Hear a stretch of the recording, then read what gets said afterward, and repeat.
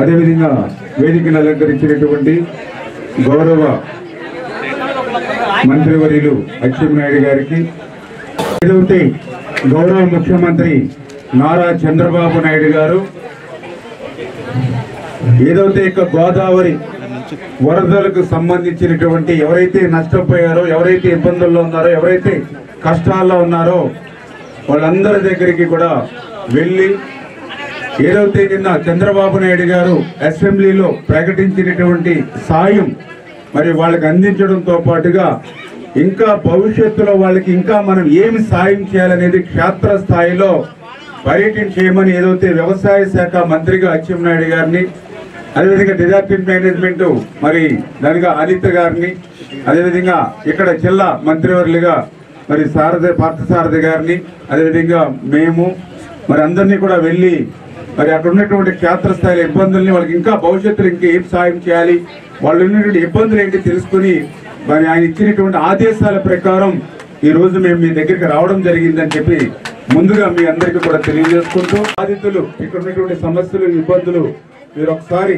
మరి దృష్టికి, ప్రభుత్వం దృష్టికి తీసుకొస్తే మేము కూడా చంద్రబాబు నాయుడు గారి దృష్టికి తీసుకెళ్తామని చెప్పి ముందుగా మీ అందరికి కూడా తెలియజేసుకుంటూ ఉన్నాం.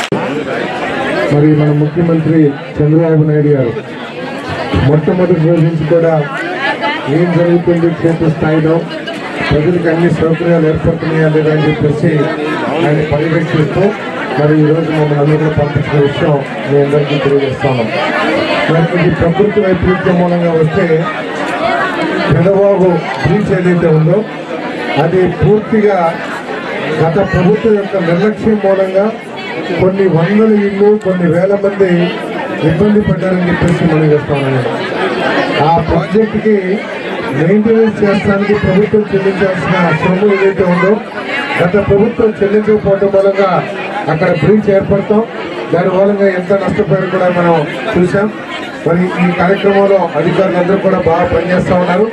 వారికి మనం చేసింది ఏంటంటే ఇంకా గోదావరి బాగా వస్తున్నట్టు ఉంది కాబట్టి అప్రమత్తంగా ఉండి ఇక్కడ ఆరోగ్య సమస్యలు తలెత్తే అవకాశాలు కూడా మెండుగా ఉంటాయి కాబట్టి హెల్త్ క్యాంప్ కానివ్వండి, ఇందాక అధికారులు చెప్పిన టాయిలెట్స్ కానివ్వండి, ఇవన్నీ కూడా జాగ్రత్తగా మరి వీళ్ళందరూ కూడా కాపాడుకోవాలని చెప్పేసి మనం చేస్తూ, ఏదైతే ముఖ్యమంత్రి గారు ఆలోచన చేస్తున్నారో ఆయన ఆలోచనల్ని క్షేత్రస్థాయిలో అమలు చేయాల్సిన బాధ్యత మన అధికారులు కాబట్టి ఏదో ఇబ్బంది అనుకోకుండా తప్పకుండా కొంచెం ఎక్కువ సమయం గడిపి వీళ్ళందరికీ కూడా ప్రభుత్వం ఇచ్చేవన్నీ కూడా అందే విధంగా తెలియజేస్తుందిగా మనం చేస్తూ మరి ఎమ్మెల్యే గారికి అందరూ కూడా ధన్యవాదాలు. మన ప్రిన్సెస్ లో ఉన్న వాళ్ళు వీళ్ళే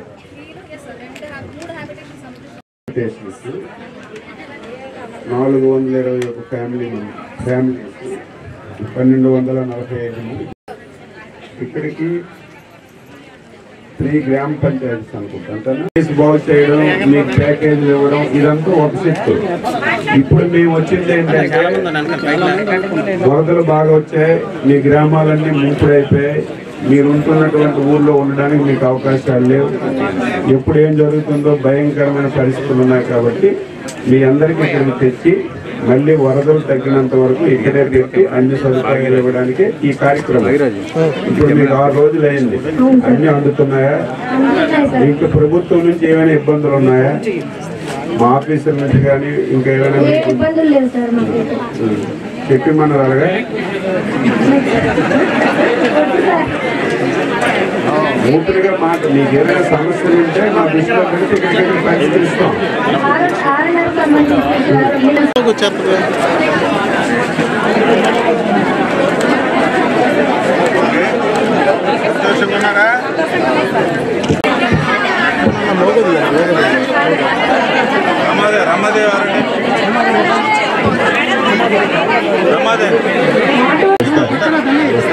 బరువుకుంటాయి కొంచెం ప్రతి ఒక్కరికి వెళ్ళాలి మేడం గారు.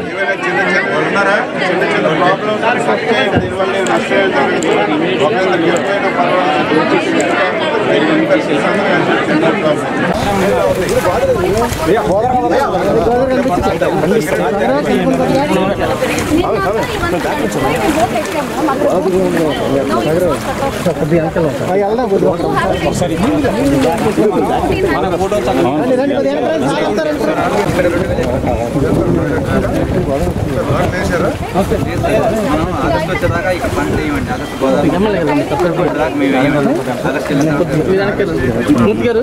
ఆగస్టు